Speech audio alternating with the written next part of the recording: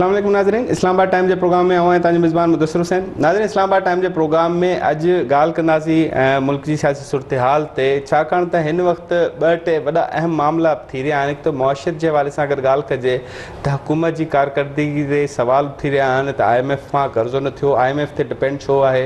हिकिड़ो मामिलो इहो आहे। ॿियो मामिलो इहो आहे त जेके 9 मई वारा वाक़िया उन्हनि जा जेके केस आहिनि फ़ौजी अदालतनि में वञी रहिया आहिनि, उन फ़ौजी अदालतनि जे हवाले सां बेंच थियो, बेंच टुटियो। उन खां पोइ वारी जेकी सूरत हाल हुकूमत अपोज़िशन जा इन हवाले सां मुख़्तलिफ़ बयानात मौजूदु आहिनि।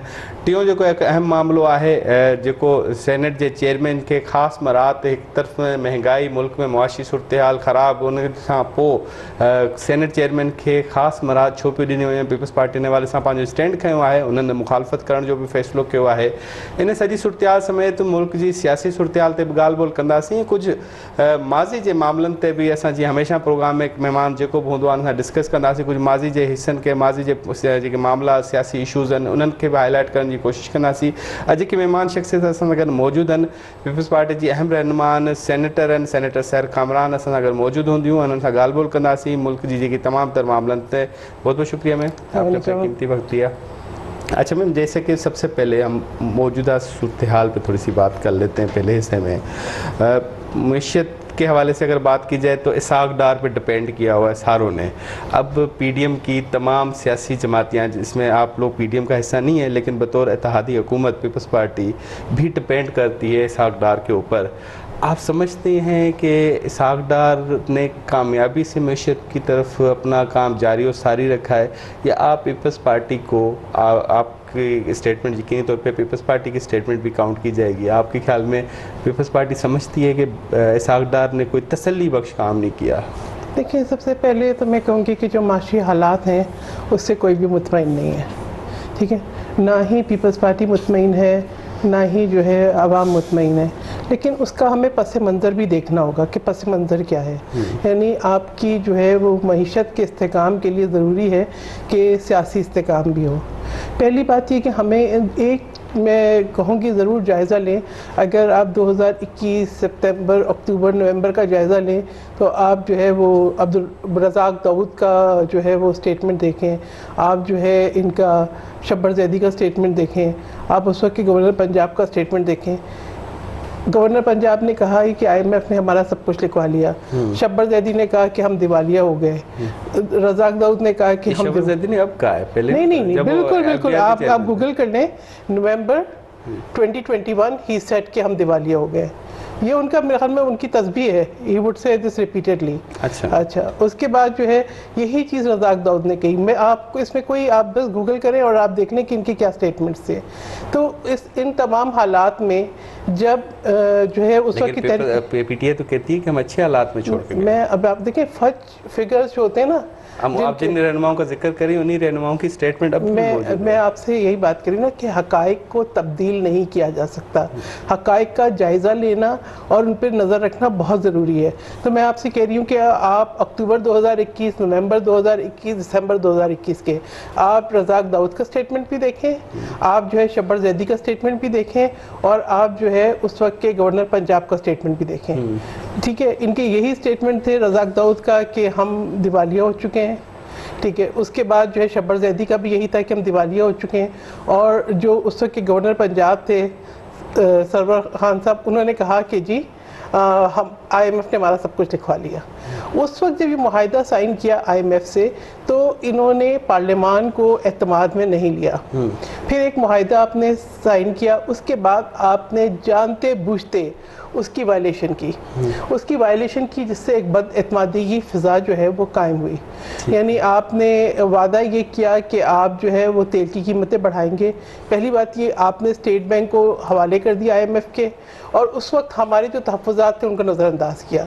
फिर उसके बाद जब आपको ये अंदाज़ा हुआ कि आपकी हुकूमत जाने वाली है, जिसको इन्होंने खुद कहा, इनके अपने रहनुमा, इनके शेख रशीद के बयान आते हैं, बाकी सबके, कि जी हमने तो जो है वो बारूदी सुरंगें बिछाई हैं। तो ये बारूदी सुरंगें बिछा कर गए, और उसके बाद जब इन्हें ये अंदाज़ा हुआ कि जी अब तो ये हुकूमत आई है और ये इस्तेकाम की तरफ ले जाएगी, तो इन्होंने एक नया जो है एक शोशा छोड़ा, मैं कहूँगी कि जी वो बैरूनी साजिश, इम्पोर्टेड हुकूमत। अमेरिका की साजिश, ठीक है। और वो इस तरह का एक उन्होंने बयानिया क्रिएट किया कि जिससे आपके जो है खारजा ताल्लुकात के ऊपर भी असर आए। एक अच्छा दूसरी बात ये कि आपने जिस तरीके से तेल की कीमतें बढ़ाने के बजाय कम कर दी, अब किसी भी नई हुकूमत के पास जो कि आई हो ये सोच के कि इलेक्शन कराना है, उसके पास इतना टाइम नहीं होता कि वो उस वक्त एकदम से कीमतें बढ़ाए और चीज़ों को संभाले। देखना है, समझने में भी थोड़ा सा वक्त लगता है।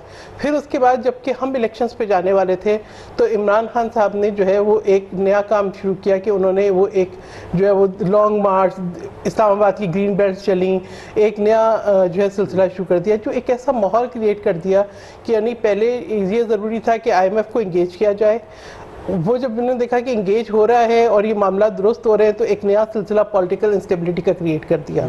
और वो ऐसी क्रिएट की कि आप ये देखें कि कोई ऐसा महीना मुझे आप बताएं, कोई ऐसा दिन कि जब कोई इन्होंने इस्तेकाम आने दिया हो, पाकिस्तान पे एटम बम गिरा दें, पाकिस्तान की न्यूक्लियर सेफ्टी एंड सिक्योरिटी पे सवाल उठा दें, इस्लामाबाद की ग्रीन बेल्ट चला दें, जो आपकी जो मिलिट्री इस्टेब्लिशमेंट है उस पर इल्ज़ाम लगा दें, जो सियासी रहनुमा है उनके ऊपर इल्ज़ाम लगा दें।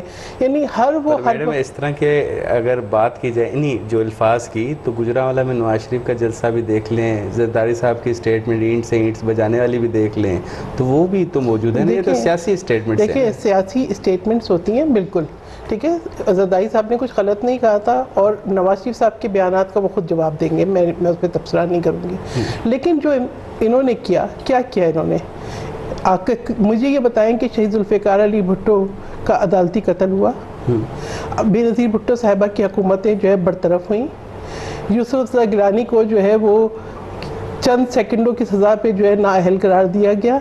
मुझे बताएं हमने कहाँ सियासी अदम इस्तेकाम आने दिया? तो कौन जिम्मेदार है? नहीं आने दिया ना। जिम्मेदार कौन? नहीं आने दिया ना, नहीं आने दिया ना। क्या किसी ने GHQ पे हमला किया?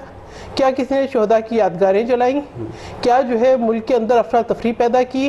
क्या मुझे सिर्फ अब तक ये समझ नहीं आ रहा कि ये कौन से मनी रिसोर्सेज हैं, ये कौन सी फंडिंग्स हैं जो कि इतना इनके पास पैसा है कि बैरून मुल्क ये जो है वो इश्तिहारात बसों पे एक मुल्क में नहीं कई मुल्कों के अंदर एक वक्त चलाते हैं। ये कौन किसका पैसा है, इसके क्या मकासद हैं? यानी मुझे तो नहीं समझ में आता कि कोई मुहिब्बुल वतन पाकिस्तानी, मैं किसी को गद्दार नहीं कहना चाहती, किसी की हुब्बुल वतनी पे शक नहीं करना चाहती, लेकिन मेरे जहन में ये सवाल आज से नहीं 2014 से चल रहा है कि क्या कोई सियासी रहनुमा ये कह सकता है, तरगीब दे सकता है कि आप जो है हुंडी से पैसा भेजें? क्या कोई सियासी रहनुमा ये तरगीब दे सकता है कि आप पार्लियामान पे हमला करें? क्या कोई सियासी क्या हमने लॉन्ग मार्च नहीं की? लॉन्ग मार्च की, आए, अपने मुतालबात पेश किए और एक अच्छे तरीके से उसको ख़त्म किया। एहतजाज के तरीके होते हैं, ज़रूर करना चाहिए, लेकिन मुझे बताएं कि आपका कैपिटल उसमें ग्रीन बेल्ट चल रही है, अगर उस वक्त सज़ा हो जाती ना, अगर उस वक्त एक्शन हो जाता ना, तो ये आज नहीं होता कि जो अब हो रहा है। मैडम इसमें एक सवाल है ना, देखिए बात ठीक है, उनकी स्टेटमेंट 9 मई के वाक़यात सख्त मजम्मत की जाती है, लेकिन आवाम एक सवाल पूछती है कि जिसको आप इल्ज़ाम दे रहे हैं कि ये मेन हैंडलर ये है, वो तो गिरफ्तार नहीं हुआ, तो फिर नाकामी किसकी है?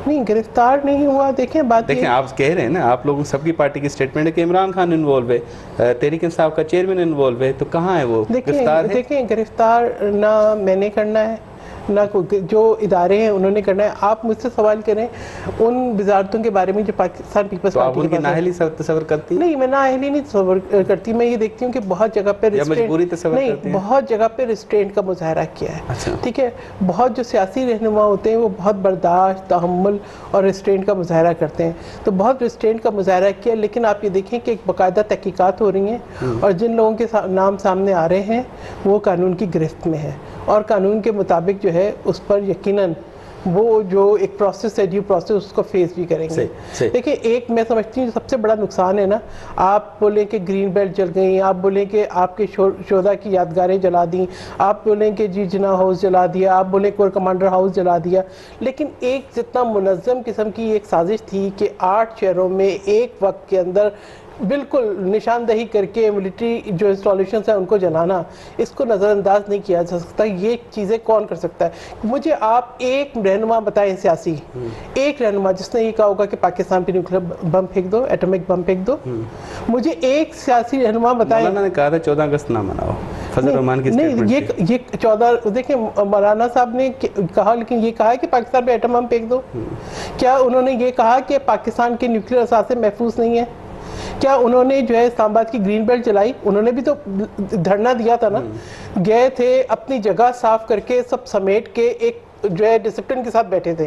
देखिए जो भी सियासी रहनुमा है वो एहतजाज भी करता है, वो लॉन्ग मार्च भी करता है, वो बयानात भी देता है, लेकिन तशद्दुद पे उकसाना, इंसाइटमेंट, उसकी क्या मतलब हमने तो बहुत देखा है ना पाकिस्तान के अंदर। हमने एपीएस पे हमला भी देखा है कि तशद्दुद पे उकसाना वाले गिरफ्तार है, उनको सजा मिल चुकी है, मिलने वाली है। नहीं देखें, जो भी जो शवाहिद सामने हैं, जो मुजरिम साबित होगा वो गिरफ्तार भी होगा और उसको सज़ा भी मिलेगी। अगर नहीं मिलेगी तो मैं कहूँगी फिर आपने क्या फ़र्क रह गया? नेशनल एक्शन प्लान क्यों पास हुआ था?